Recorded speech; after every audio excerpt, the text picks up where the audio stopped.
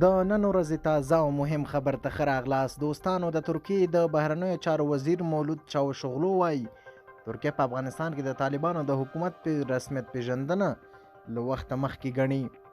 د ترکیې د بهرنیو چارو وزارت د طالبانو د حکومت په رسمیت پیژندلو ته ورخطا نه دي. زموږ چینل ته ښه راغلاست. په دې هیله چې روغ جوړ به یې. ویډیو راسره تر پایه وګورئ. چینل در سره ضرور سبسکرایب کړئ.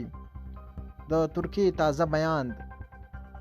د ترکیې بهرنیو چارو وزارت د طالبانو د حکومت پر رسمي پیژندلو ته ورخطا نه یو. د ترکیې د بهرنیو چارو وزیر مولود چاوشغلو وایي ترکیه په افغانستان کې د طالبانو د حکومت پر رسمیت پیژندنه له وخته مخکې ګڼي او باید پراخه فکر پرې وشي. دستور چاوشغلو په اسلام آباد کې خبر اعلان ته وویل د طالبانو پر رسمیت پیژندلو اجنډا لا نه ده شامله شوې او طالبان هم پوهیږي چې ډیر وخت دی موږ څېړنه کړې او دا په دې معنا نه ده چې موږ په رسمیت پیژنو.